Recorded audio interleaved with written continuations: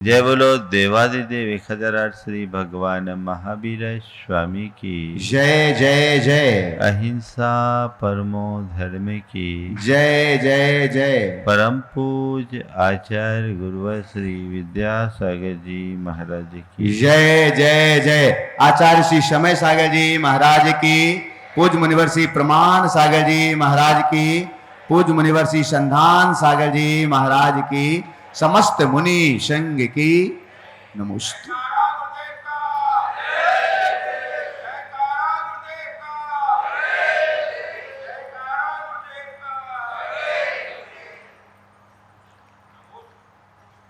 हमारे जीवन में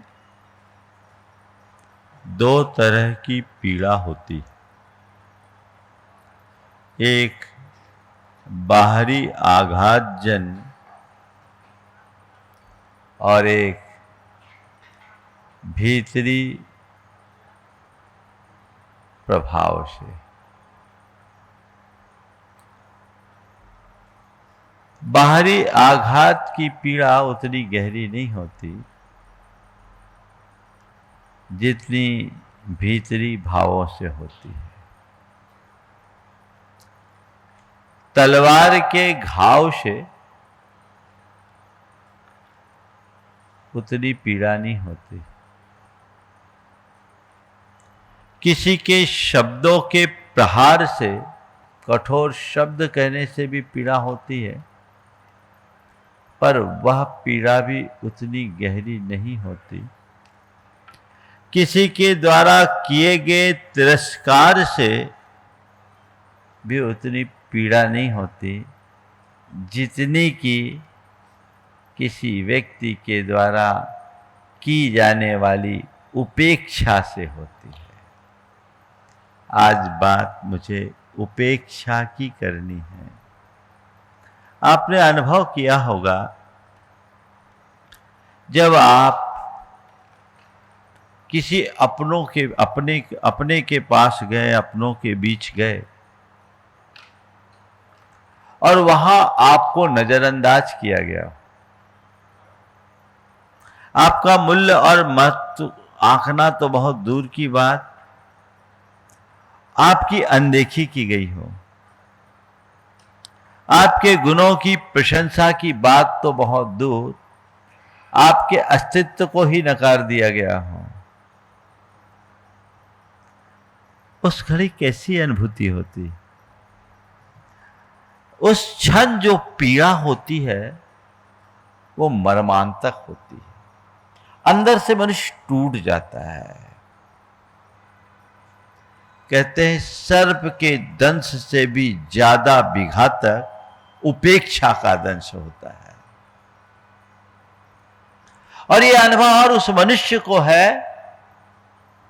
जिसने कभी अपने आप को उपेक्षित महसूस किया हो या उपेक्षा का शिकार बना हो। आज मैं इसी संदर्भ में आपसे बात करूंगा। दो दिशा में हमें चलनी है। पहली, मेरे द्वारा किसी की उपेक्षा ना हो, और दूसरा, मैं किसी की उपेक्षा का शिकार न बनूं। मैं किसी की उपेक्षा न करूं, ये तो मेरे हाथ में है।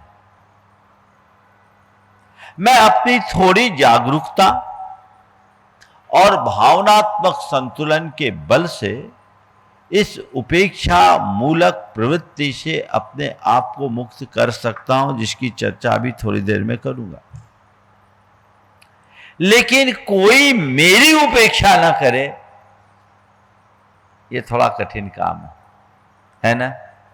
हाँ, कोई मेरी उपेक्षा न करे ये काम कठिन है, लेकिन कोई मेरी कितनी भी उपेक्षा क्यों ना करे, मैं अपने आप को उपेक्षित महसूस ना करूं, ये मेरे हाथ में है ना? आज हमें वही कला विकसित करनी है। कोई मेरी कैसी भी कितनी भी उपेक्षा क्यों ना करे, मैं अपने आप को कभी उपेक्षित महसूस नहीं करूंगा, है ना? होता है। चले पहले बात यहीं से शुरू करें। औरों की उपेक्षा को कैसे झेले और औरों की उपेक्षा से कैसे बचे, आज का मूल प्रवचन का प्रतिपाद्य यही है। कोई मेरी उपेक्षा करे तो देखिए उपेक्षा कब होती है? जब हमारे मन में कोई अपेक्षा होती है ना? अब आए हम, अब चातुर्मास के 9 रत्न बने, आज हमें तो अवसर मिलेगा ही मिलेगा, भैया जी तो बुलाएंगे ही बुलाएंगे। कहा गया था कि जो 9 रत्न बनेंगे उन परिवारों को रोज मांगलिक क्रिया संपन्न करने का अवसर मिलेगा, और आप घर से सज धज कर आए, मौका मिलेगा, आए और 1 मिनट लेट हो गए, संचालक भैया जी की दृष्टि आप पर नहीं पड़ी और आपका नाम उल्लेख रह गया। अब क्या हुआ? अब क्या हुआ? अरे आज तो हमें गौण कर दिया गया, आज तो हमें नकार दिया गया, भैया जी ने हमारी अनदेखी कर दी, ये तो बड़ा गड़बड़ है। होगा? फिर अंदर से क्या होगा? अंदर एक आग लग गई, वो आपके सारे उत्साह को ठंडा कर देगा, और केवल उत्साह को ठंडा नहीं करेगा, तुम्हारे सारे पुण्य को छीन कर देगा। आए थे एक शुभ भाव लेकर, पवित्र भाव लेकर, मांगलिक कार्यों और क्रियाओं के प्रति उत्साह तो रखना ही चाहिए, पूर्ण उत्साह होना चाहिए। बिना उत्साह के अंदर से भाव नहीं उमड़ता, और भाव उमड़े बिना उसका प्रभाव नहीं पड़ता। अच्छी बात है उत्साहित होकर आए, लेकिन एक नकारात्मक वेग ने तुम्हारे सारे पुण्य को छीन कर दिया। आपने आज मेरी उपेक्षा हो गई, आज मुझे गौण कर दिया गया, है ना? ये कोई जरूरी नहीं कि सामने वाले ने आपको इरादतन उपेक्षित किया होगा, लेकिन आपने अपने आप को उपेक्षित महसूस कर लिया, है ना? और इसका सबसे बड़ा कारण क्या है मालूम? इसका सबसे बड़ा कारण है हमारे अंदर का ईगो।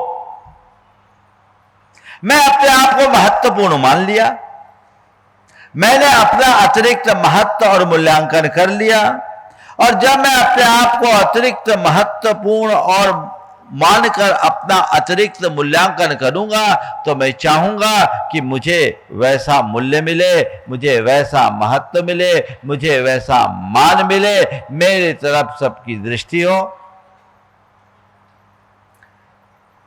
अब क्या हुआ? जब मिल गया तो छाती फूल जाती है, और ना मिले तो मन क्षुब्ध हो उठता है, होता है।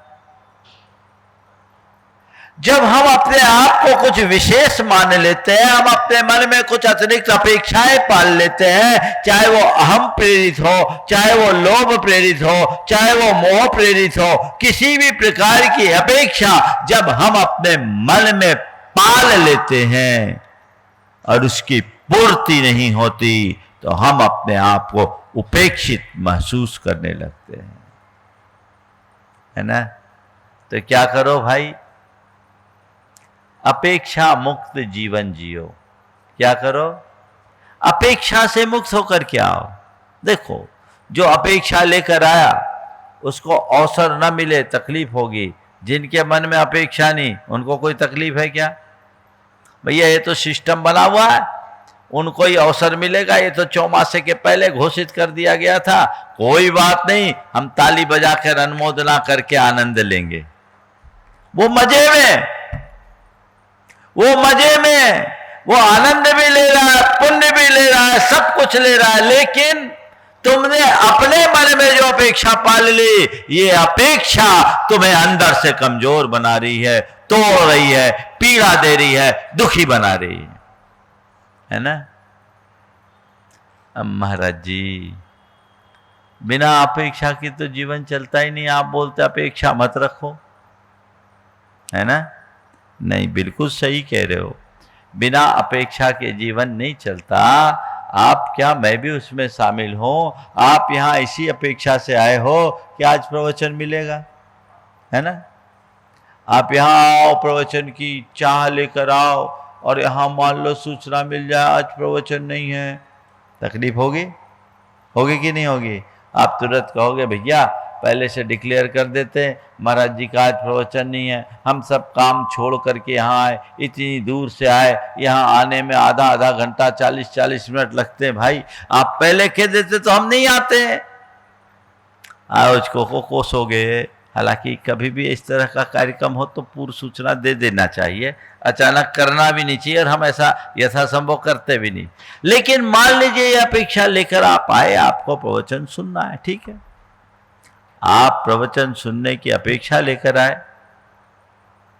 और मैं प्रवचन सुनाने की अपेक्षा लेकर बैठा। हाँ, अब मान लो मैं यहां आऊं, आप ही नहीं आओ, तो प्रवचन किसको सुनाओ? एक दूसरे से जुड़े तो है ना। आप यहां आए हो इस भाव से कि हमें प्रवचन में कुछ अच्छी बातें सुनने को मिलेगी जिसमें मेरा कल्याण होगा, और मैं यहां आया हूं इस भाव से कि मैं आपको उपदेश दूंगा, आपका जीवन सुधरेगा।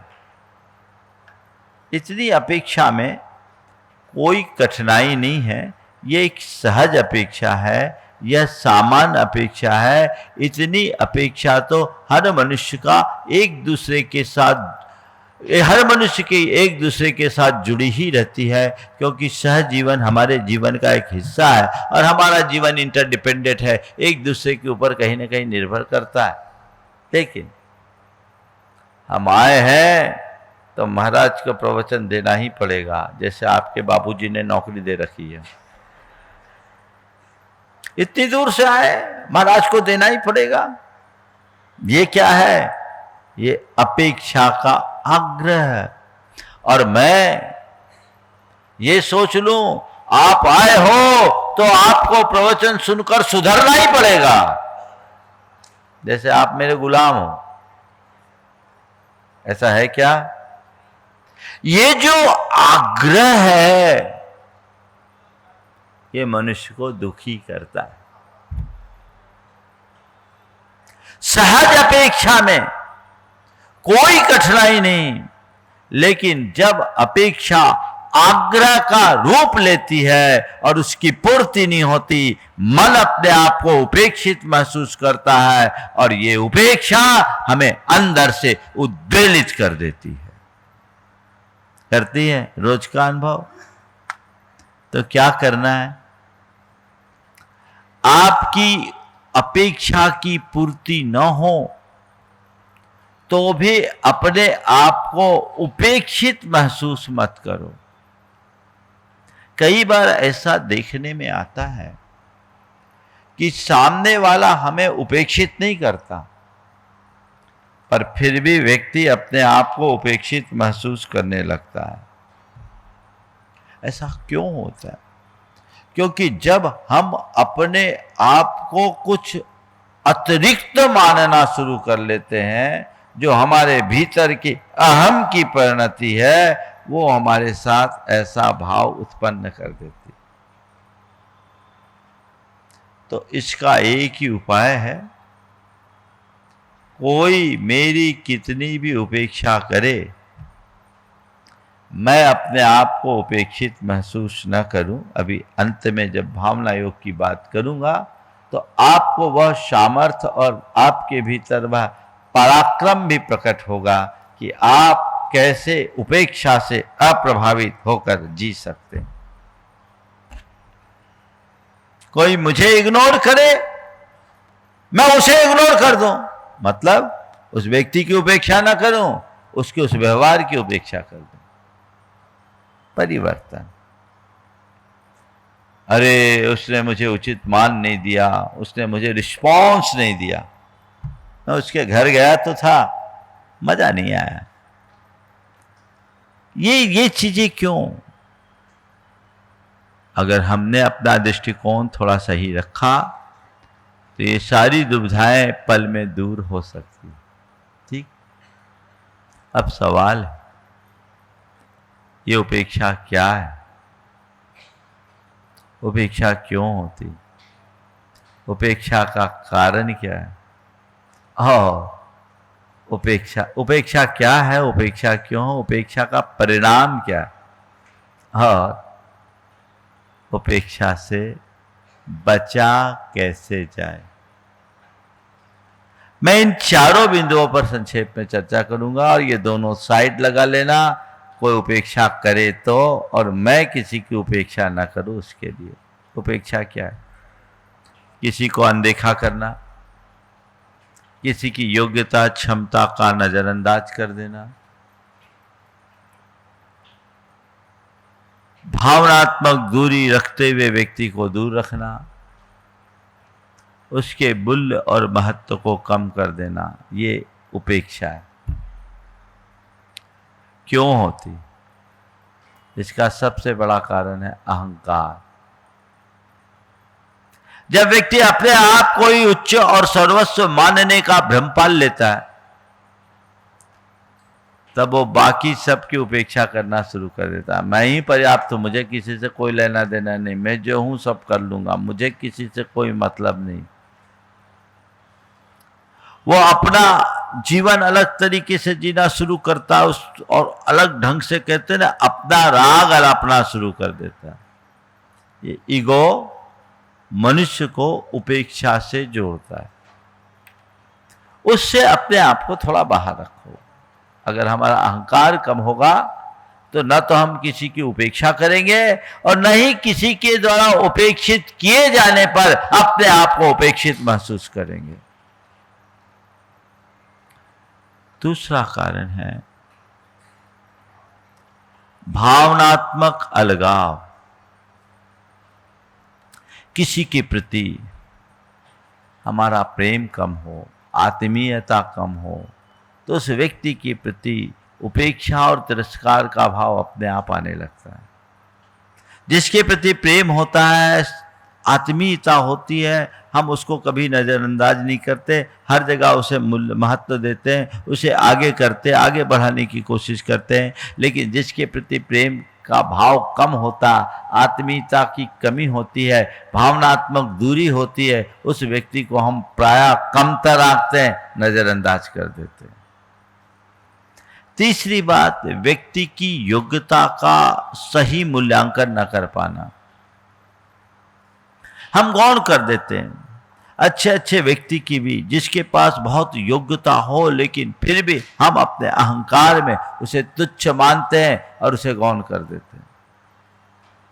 उसकी योग्यता की अनदेखी कर देते हैं, हम उसकी उपेक्षा करते हैं। कई बार उसका परिणाम बड़ा भयंकर होता है, जिसे हम एकदम साधारण व्यक्ति मान करके उसकी उपेक्षा करते हैं। कई बार वही व्यक्ति इतना प्रभावशाली साबित हो जाता है कि वो हमारे लिए बहुत नुकसानदायक भी हो जाता है।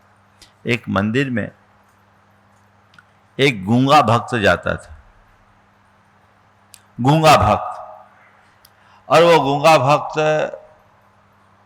जब भी जाए भगवान के सामने बोल तो पाता नहीं, पर बहुत भावपूर्ण तरीके से भगवान की वंदना करता, चुपचाप खड़े रहता, मुख से तो कुछ नहीं बोलता, लेकिन उसका रोम रोम उसकी भावों को अभिव्यक्ति देता। वहां का पुजारी ने देखा, बोले ये आदमी ढोंगी दिखता है, ना तो कोई मंत्र पढ़ता है, ना कोई पूजा करता है, ना कोई सामग्री चढ़ाता, ये कैसा? एक दिन उसे डांट कर, धक्का मारकर मंदिर से बाहर कर दिया। वो गूंगा बाहर आ गया, अब उसका मंदिर आना बंद हो गया। वो अंदर ही अंदर बड़ा कमजोर पड़ गया। मंदिर ना आने के कारण उसका मन बड़ा दुखी हुआ, और कहते हैं इसी में वो मर गया। भगवान से दूरी होने के कारण वो मर गया। जिस दिन वो मरा उसी दिन मंदिर की दीवार पर कोयले से लिखा मिला कि मेरी सच्ची पूजा करने वाला तो वही गूंगा था जिसके रोम रोम से प्रार्थना के स्वर निकलते थे। तुम उसे आने से रोक दिए। अब इस जल पूजा और प्रार्थना से मुझे कोई सरोकार नहीं। तब उस पुजारी को इस बात का एहसास हुआ कि वाकई में व्यक्ति को उसके बाहरी स्थिति से नहीं आंका जा सकता। आज हम किसी व्यक्ति को उसके पारिवारिक बैकग्राउंड के आधार पर, उसकी आर्थिक स्थिति के आधार पर, उसके जाति आदि के आधार पर, उसके पद के आधार पर कमतर आंक दें, लेकिन ये आकलन बड़ा उथला है। सच्चे अर्थों में जो अध्यात्मनिष्ठ व्यक्ति होता है वो व्यक्ति की आत्मसत्ता के आधार पर उसका मूल्यांकन करता है और वह कभी भी किसी की भी उपेक्षा नहीं करता, कभी भी किसी की उपेक्षा नहीं करता। तुम किसी का सम्मान करो ना करो एक बात है, लेकिन कभी किसी की उपेक्षा, तिरस्कार और अपमान मत करो। हो सकता है आज जिसका अपमान करके तुम बाहर कर रहे हो, कल तुम्हें उसकी ही शरण में जाना पड़े, कल तुम्हें उसकी ही शरण में जाना पड़े। एक बार एक व्यक्ति ने एक घटना सुनाई। उनके यहां एक आदमी काम करता था, किसी वजह से नाराज होकर गलतफहमी का शिकार बनकर उनने उसको काम से निकाल दिया, निकल गया। वो आदमी गलत नहीं था, लेकिन इनके किसी ने कान भर दिए, उसे निकाल दिया, वो चला गया। अब एक रोज उसी व्यक्ति की गाड़ी जंगल में खराब हो गई। तक कोई गांव बस्ती नहीं, बीच जंगल में गाड़ी खराब हुई। पूरा परिवार साथ में, रात ढलने को है, नेक्स्ट लाइट एरिया जहां रात रहना निरापद है नहीं है, और वहां कोई नहीं मिला। संयोग से वही व्यक्ति अपनी गाड़ी लेके वहां से गुजर रहा था। उनके घर से निकलने के बाद वो ड्राइवरी सीख लिया और वो एक टैक्सी चलाता था। वो जंगल से उधर निकला, उसने देखा है, बोले ये तो मेरे मालिक हैं, ये तो मेरे मालिक हैं। उनको देखा, पूछा क्या है, उसने बताया कि हमारी गाड़ी खराब हो गई। संयोग से गाड़ी सेल्फ ड्राइविंग में थी, वो गाड़ी तो चलाना जानते थे पर गाड़ी को नहीं जानते थे। इस व्यक्ति ने देखा, कहा बाबूजी आप चिंता मत करें, मैं हूं, मैं आपकी गाड़ी को ठीक करता हूं। उसने गाड़ी को देखा, उसमें एक दो डिफॉल्ट थे, उसे ठीक किया और जान में जान आई। गाड़ी स्टार्ट की, बोले अब आप जा सकते हैं। तब उस व्यक्ति को अपने ऊपर गहरा पश्चाताप हुआ, उससे क्षमा मांगी, भैया तुम मुझे माफ कर देना, मैंने तुम्हें तिरस्कृत करके घर से बाहर निकाला था, लेकिन आज भी तुम्हारे मन में मेरे प्रति इतना सम्मान है, मैं तुमसे अभिभूत हूँ। मुझे तुमसे, तुम्हारे इस व्यवहार से मेरा हृदय परिवर्तित है और मुझे लग रहा है कि मुझे कभी किसी की उपेक्षा और तिरस्कार नहीं करना चाहिए। मुझे लग रहा है कि मुझे कभी किसी की उपेक्षा या तिरस्कार नहीं करनी चाहिए।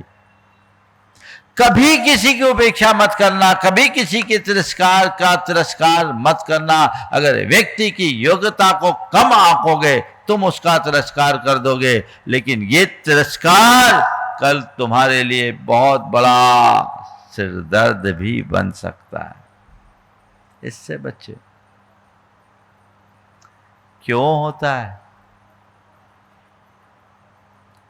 हम अभी चारों कारण आपको बता चुके हैं। अहंकार के कारण, भावनात्मक दूरी के कारण, सामने वाले पर नियंत्रण रखने की इच्छा के कारण, और व्यक्ति को ठीक ढंग से न समझ पाने के कारण। कई बार ऐसा होता, अतिरिक्त व्यस्तता से भी उपेक्षा हो जाती है। हम चाहते नहीं है फिर भी व्यक्ति की उपेक्षा हो जाती है। ये तो कारण है, लेकिन इसका परिणाम बड़ा खतरनाक होता है। जब कोई व्यक्ति किसी से उपेक्षित महसूस करने लगता है, तो उपेक्षित व्यक्ति की सबसे पहली क्षति आत्मविश्वास की कमी हो जाती है। उसका आत्मविश्वास कमजोर हो जाता है। फिर दूसरा, उसको खुद के ऊपर संशय होने लगता है। वो अपनी क्षमताओं को ठीक तरीके से नहीं समझ पाता। आत्मविश्वास जब व्यक्ति का टूट जाता है तो लगता है अरे मैं कुछ हूं ही नहीं, बड़ी स्थिति खराब हो जाती है। उसका मन उसके संशय में डोलने लगता है। वो कोई निर्णय नहीं ले पाता। पता नहीं मैं जो सोच रहा हूं लोग उसको पसंद करेंगे कि नहीं करेंगे। अपनी योग्यताओं को भी वो भूल जाता है। तीसरी बात, वो भावनात्मक रूप से बहुत कमजोर पड़ जाता है। उस भावनात्मक कमजोरी के कारण कई बार व्यक्ति डिप्रेशन का शिकार हो जाता है, और कभी कभी और गहराई से डिप्रेशन में जाने के बाद व्यक्ति आत्मघाती विचार तक कर लेता है। कल ही एक व्यक्ति मेरे पास आया। वो व्यक्ति आया, मैंने उसको समझाया। आप सुनकर के आश्चर्य करेंगे कि कैसी कैसी परिणति होती है। उसने कहा, महाराज जी इन दिनों मैं बहुत तनाव में हूं और मेरा मन आत्महत्या करने का होता है। बोले क्या है? बोले महाराज जी मैं कोई भी काम करता हूं, घर आता हूं तो लोग मेरी आलोचना ही करते हैं। आज तक मुझे कोई पसंद नहीं किया। मुझे लगता है जब कोई मुझे पसंद नहीं करता तो मुझे जीने का क्या अधिकार। गांव लोग उसको लाइक करता, पर घर वाले उसे पसंद नहीं करते। कई बार ऐसा होता है, आप लोग भी ऐसा महसूस करते होंगे। कोई अच्छा काम करे तो पूरा गांव तुम्हारी प्रशंसा करे, और घर में आओ तो बातें सुनो। घुसते ही होता है डिसलाइकिंग। कई लोग ऐसा भुगत रहे होंगे। तो वो जो तकलीफ है, ये तकलीफ कभी कभी मनुष्य को अंदर से तोड़ देती है, भावनात्मक रूप से बहुत कमजोर बना देती है। और वैसा व्यक्ति जब अंदर से टूट जाता है तो फिर संभल पाना बहुत कठिन होता है, और उपेक्षा से संबंधों में खटास आ जाती। एक दूसरे की उपेक्षा करोगे तो प्रेम कहाँ रहेगा, और प्रेम के अभाव में संबंधों की मधुरता कहाँ होगी। जीवन तहस नहस हो जाएगा। सवाल, इससे बचे कैसे? भावना योग इतना सबल साधन है जो हमें आध्यात्मिक रूप से सुदृढ़ बनाकर सब प्रकार के इन विकारों को दूर करता है। हम किसी की उपेक्षा ना करें, और कोई मेरी कैसी भी उपेक्षा क्यों ना करे, मैं अपने आप को उपेक्षित महसूस ना करूं। एक आध्यात्मिक दृष्टि जगाकर भावना योग के बल पर हम अपने आप को बहुत अच्छे से आगे बढ़ा सकते हैं। भावना योग के चारों चरण आध्यात्मिक दृष्टि से। सबसे पहले प्रार्थना। कैसी प्रार्थना करें? अपने आत्मा से कहें, हे आत्मन, मैं अपने आप में परिपूर्ण हूं, योग्य हूं, और मेरा स्वरूप शुद्ध, अजर, अमर, अविनाशी है। मैं सबके मान और अपमान से परे हूं। मेरा अस्तित्व किसी के सम्मान और तिरस्कार पर निर्भर नहीं है। इसलिए हे आत्मन, तू अपने स्वरूप में स्थिर रह। मुझे अपने स्वरूप और स्वभाव में स्थिर रहना है। मुझे समभाव में जीना है। स्वरूप का बोध रखो। ऐसी प्रार्थना अपने अंदर जगा। अब बताओ, थोड़ी थोड़ी बातों में किसी ने भरी सभा में तुम्हारा नाम ले लिया तो क्या तुम्हारी ताकत बढ़ गई? तुमने कुछ पा लिया? फिर भी लोग फूलते हैं, मेरा नाम ले लिया, और नहीं लिया तो तकलीफ पाते हैं। क्या फर्क पड़ता है? किसी के नाम लेने और न लेने से हकीकत में तुम्हारे अंदर कोई परिवर्तन नहीं आया। ये तुम्हारा मोह है, ये तुम्हारा भ्रम है, तुम्हारी अपनी झूठी मान्यता है, जिसके कारण तुमने इसे पाल लिया और अपने आप को दुखी बनाते हो। आध्यात्मिक दृष्टि रखो, मान अपमान से परे अपने आप को महसूस करो, किसी के सम्मान और तिरस्कार से प्रभावित मत हो। कोई सम्मान करे विनम्रता से स्वीकार करो, और कोई तिरस्कार करे सहज भाव से नजरअंदाज करो। यही तो सुखी होने का मंत्र है, और ये प्रार्थना रोज करो। मैं सबका सत्कार करूं, मैं कभी किसी का तिरस्कार ना करूं, ये मन में भाव लाओ। और कोई मुझे तिरस्कृत करे तो अपने आप को तिरस्कृत महसूस ना करूं, क्योंकि मेरे स्वरूप को तो कोई तिरस्कृत कर ही नहीं सकता। मेरी आत्मा का एक प्रदेश भी इधर से उधर नहीं हो सकता। ये भाव मन में जगाइए, अभी थोड़ी देर बाद में कराऊंगा। अब दूसरा है प्रतिक्रमण, जो दूसरा चरण। रात सोने से पहले आप देखिए, आज मैंने किसी की तिरस्कार तो नहीं किया, किसी की उपेक्षा तो नहीं की, किसी को अपमानित तो नहीं किया, किसी से कटु वचन तो नहीं कहे। यदि कहे, उसकी छवि को याद करे, हे आत्मन, मैंने तुम्हारे साथ आज उपेक्षापूर्ण व्यवहार किया, ये मेरी अज्ञानता थी, ये मेरा दोष था, मैं तुमसे हृदय से क्षमा मांगता हूं, तुम भी मुझे क्षमा करो। परोक्ष ही सही, मैं तुमसे क्षमा मांगता हूं और तुम भी मुझे क्षमा करो। और यदि ऐसा लगता है दिन भर से किसी ने मेरी उपेक्षा की, तो उसके प्रति भी कहो, ठीक है, मैं तुम्हारी भी प्रति मंगल कामना करता हूं, तुम्हारे लिए भी क्षमा करता हूं, तुम भी मुझे क्षमा करो। मन को साफ कर दो। ध्यान रखना, उपेक्षा को उपेक्षा से दूर नहीं कर सकते, उपेक्षा को उदारता से दूर किया जा सकता है। जो तुम्हारी उपेक्षा करे, तुम उसके प्रति उदार बन जाओ, कल वो तुम्हारे साथ हो जाएगा, तुम्हारा प्रेमी बन जाएगा। और उपेक्षा को उपेक्षा से दूर करोगे तो ये तो आग में घी डालने का काम होगा। दूरी तो दूरी को बढ़ाएगी। इसको बदलिए। फिर प्रत्याख्यान, तीसरा चरण। ये संकल्प लीजिए, आज मैं सबका सम्मान करूंगा, सबका सत्कार करूंगा, सबको संभाव से देखूंगा, किसी की उपेक्षा, बुद्धिपूर्वक किसी की उपेक्षा नहीं करूंगा, सभी की आत्मसत्ता को स्वीकार करते हुए समानता का व्यवहार करूंगा। ये भाव मन में जगाइए। और सामायिक, जैसा मैं हूं वैसे सब है, तत्वतः सभी समान हैं, किसी की आत्मसत्ता में कोई कमी नहीं, कोई ऊंच नीच नहीं, कोई बड़ा छोटा नहीं, कोई अपना पराया नहीं, कोई सगा और दगा नहीं, सब सम है, सब समान है, सबकी आत्मा एक समान है, सब उस आत्म तत्व स्वरूप है। मैं उस स्वरूप को ध्यान रखता हूं। क्या है? जो मैं हूं वही सब है। सोहम सोहम सोहम। जो मेरी आत्मा है वही सबकी आत्मा है। इस आत्मा का स्मरण तो कुछ करे, अपने स्वरूप में तो डूबने की कोशिश करे। जब तक ऐसी आध्यात्मिकता का संचार नहीं होगा, जीवन में बदलाव नहीं होगा। मनुष्य की सबसे बड़ी दुर्बलता कि वह उन्हीं में उलझा रहता है जो वो नहीं है। उससे बाहर निकलिए और अपने जीवन को बेहतर बनाने का यत्न कीजिए। भावना योग इसमें बड़ा महत्वपूर्ण स्थान रखता है। रोज चाहे तो आप भावना योग करिए, आप लिखिए, प्रार्थना कीजिए, हे प्रभु, मैं अपने जीवन में कभी किसी की उपेक्षा न करूं, सबका सत्कार करूं और अपने आप को कभी उपेक्षित महसूस न करूं।